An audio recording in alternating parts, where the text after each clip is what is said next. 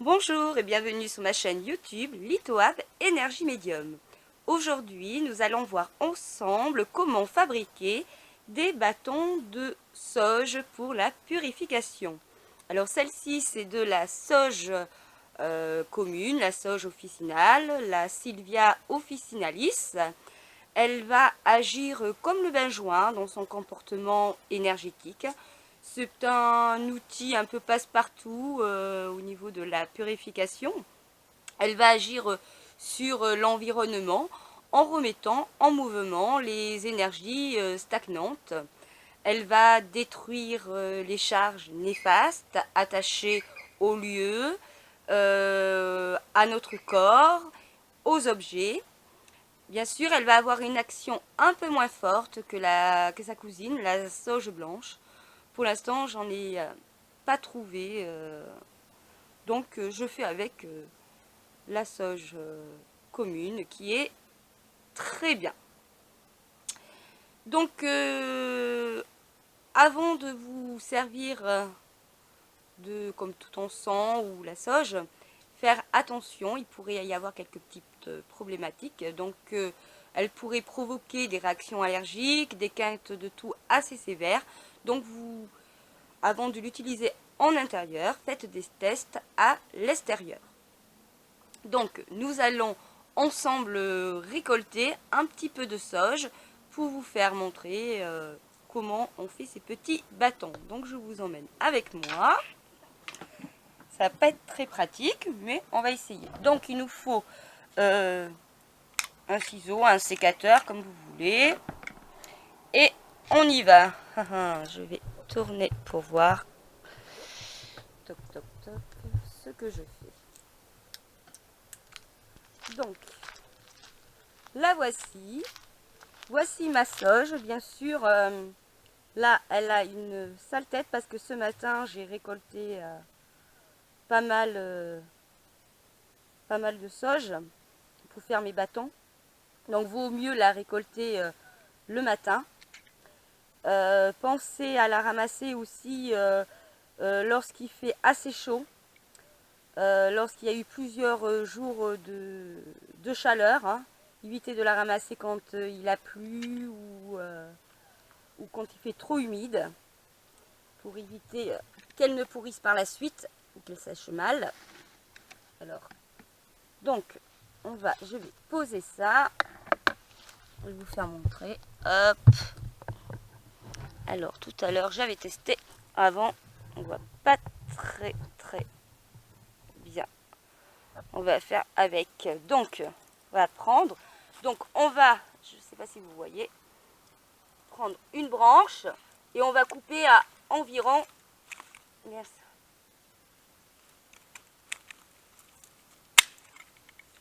environ 20 cm. Donc, on va en récupérer plusieurs. Hop.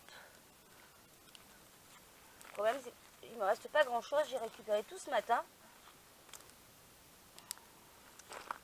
Après, ça va être trop gros, ça.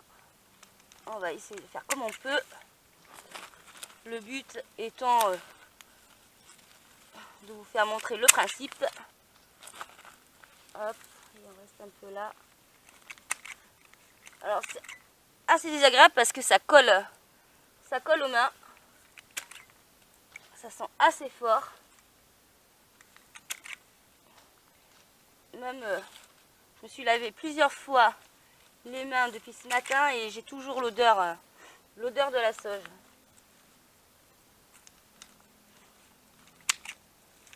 Alors moi, celle-ci, je l'avais plantée, c'était ma maman qui m'avait acheté un tout petit pot. Elle était toute petite. L'année dernière, je l'ai plantée et elle est devenue immense. Je pense que je ne me rappelle plus trop, mais quand je l'ai plantée, j'avais mis du terreau. Un petit peu. Et puis après, j'ai mis dessous des billes. On voit plus trop. Comme ça, des billes d'argile. C'était des billes. Non, c'est pas des billes d'argile, c'est de la roche volcanique, quelque chose comme ça. petits cailloux. Je sais pas si vous voyez là. Je vois mal avec les reflets. J'avais mis ça. Je l'arrose jamais. Je l'ai jamais arrosé. Et ben elle était magnifique. Elle était vraiment belle. Hein. La pauvre, ça fait mal au cœur de la voir dans cet état. Bon, ça va repousser. Donc voilà, hop. Je ferme ça.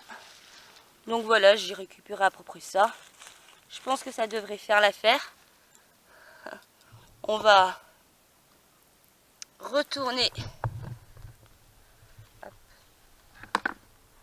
Vous voyez la pauvre dans l'état qu'elle est. Allez. Voilà. Je récupère tout ça. Et on va hop, faire nos petits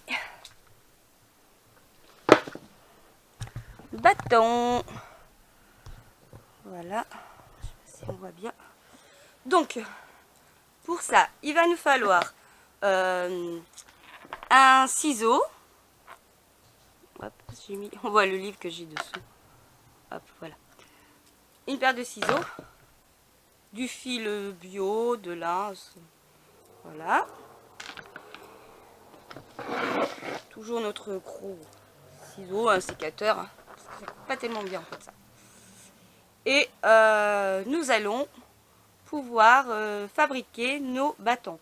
Alors quand on la récolte, il faut le faire aussitôt hein, dans la journée. Il ne faut pas attendre. Hein.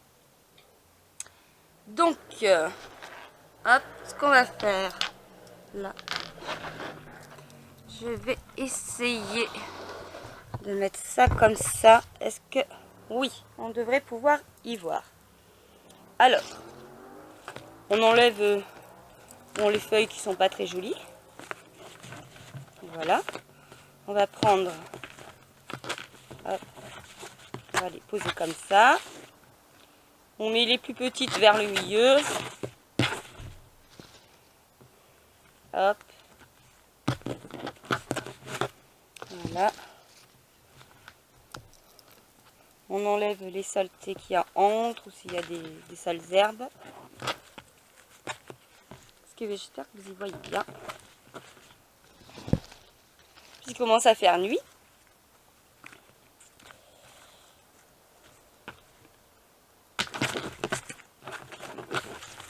En plus, ça vous coûte absolument rien quoi. Un pied de sauge, c'est pas extrêmement cher. Et en plus, ça fait des économies. Ça coûte juste un petit bâtonnet comme ça de sauge. C'est pratiquement 10 € dans des boutiques spécialisées. Donc bon, hop, on coupe, on enlève ce qui n'est pas joli. Je vais pas faire non plus un énorme. Voilà.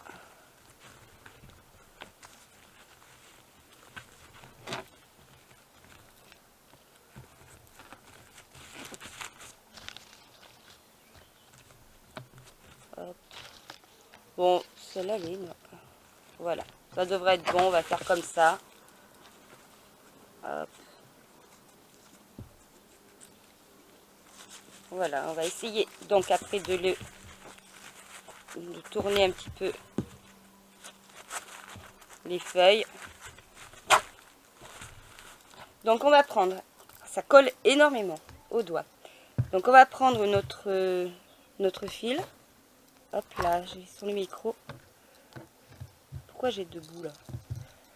Voilà, on va commencer à faire des tours autour de la base. Donc vous faites à peu près, je sais pas, 9 tours moi je fais, je sais pas pourquoi 9, mais je fais 9 tours.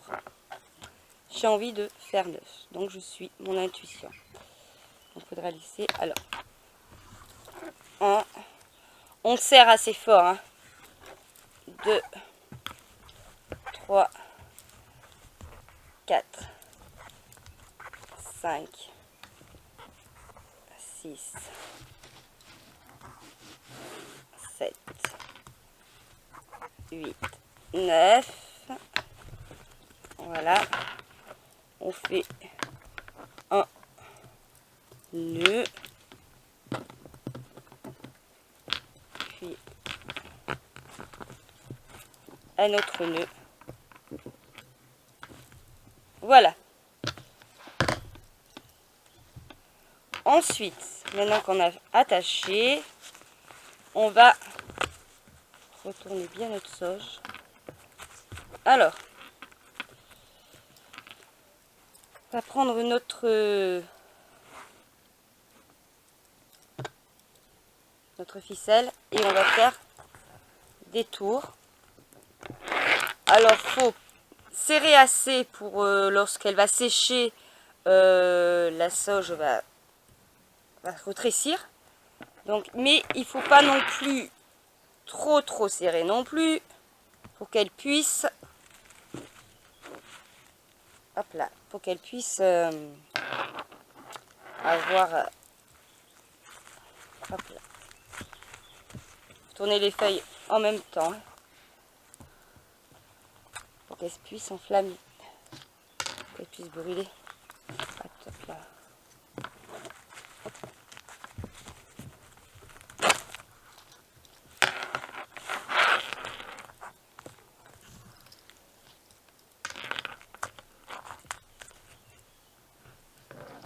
Vous voyez, c'est assez simple. Hein. En fait, toutes les feuilles étaient plus en haut qu'en bas. Hop. Voilà, vous allez jusqu'au bout. À un moment donné, vous allez sentir que c'est tout mou. Et là, vous allez faire plusieurs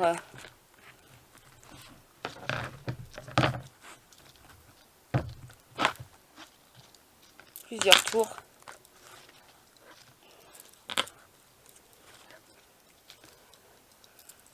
Et puis après, on va redescendre. On va faire sens inverse en redescendant bien. Je sais pas pourquoi mon fil s'est tout emmêlé.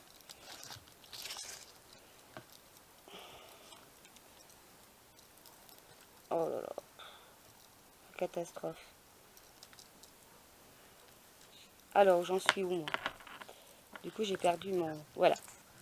Donc, on redescend bien pour faire croiser les autres fils. Je me suis un peu loupée. Voilà, après, hop. Une fois qu'on arrive en bas, on prend le morceau de fil du départ avec celui-ci et on fait 2 nœuds, j'en fais 3. On l'attache bien. Youp. Voilà. On laisse une... Oh là là. On va laisser une bonne longueur. Hein. Voilà. Ça, c'est le fil. On va laisser une bonne longueur pour pouvoir ensuite le suspendre pour le faire... pour faire sécher notre bâton. Ces choses, vous pouvez couper après ce qui dépasse. Voilà, et pour faire un petit peu plus joli, on va couper. Attention de ne pas couper la ficelle. On va couper les extrémités.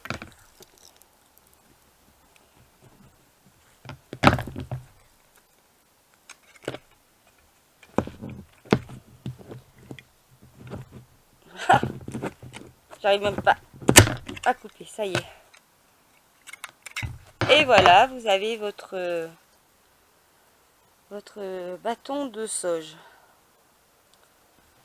Alors celui-ci, je l'ai fait ce matin. Il est un peu mieux fait tout de même. Voilà. Donc, on va faire ça après. Les petites feuilles, on peut les récupérer et les faire, bon, celles-ci sont mortes, et la faire sécher. Vous pouvez les brûler après dans un encensoir. Vous pouvez même le mélanger à d'autres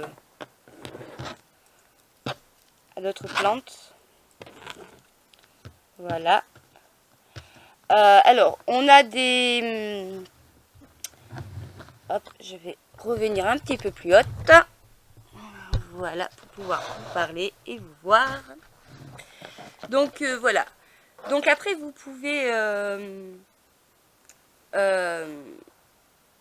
associer à la sauge d'autres plantes. Il y a l'hysope, l'eucalyptus, à l'armoise, au cèdre, à la menthe poivrée, le romarin et le thym. Donc vous pouvez voilà en mettre dans votre mettre du thym par exemple ou du romarin dans votre de la menthe dans votre bâton de sauge. Donc pour aller plus loin, si ça vous intéresse, si les plantes, l'encens vous intéresse pour leurs propriétés énergétiques et purifiantes, vous avez le livre d'Arnaud Tully, Plantes et encens de purification des éditions Alliance Magique. C'est un super livre, il fait pas mal de pages, hein. Il y en a plus, je pense qu'il doit avoir plus de 400 pages. Et là-dedans, vous avez par exemple comment réaliser une décoction, comment réaliser une infusion de plantes, comment utiliser un bâton de fumigation. D'ailleurs, il dit les bâtons de fumigation sont très faciles à utiliser et à se procurer, ce qui expliquerait certainement les raisons pour lesquelles il existe un tel engouement pour cet outil. Nous verrons dans les pages suivantes qu'il est également possible de les fabriquer très simplement, c'est ce qu'on vient de faire, permettant ainsi d'économiser sur leurs coûts parfois assez élevés. Ça, c'est vrai.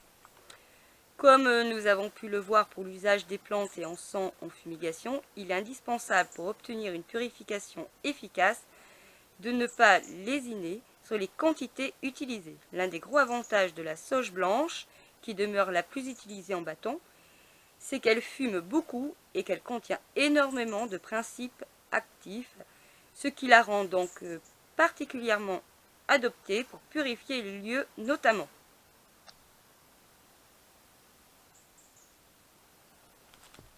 Donc vous voyez, et après vous avez donc il vous dit comment fabriquer ces bâtons de fumigation. Donc après vous avez toutes les plantes, les encens, on a le jasmin, la myrrhe, le persil, et donc le sang de dragon. Qu'est-ce qu'on a d'autre? Il y a le benjoin du Siam, on a le benjoin de Sumatra, le basilic, voilà. Après je trouve qu'on voit très mal, il y a des pages plus blanches et des pages un petit peu plus grises. Je crois que les pages, je ne veux pas dire de bêtises, mais il me semble que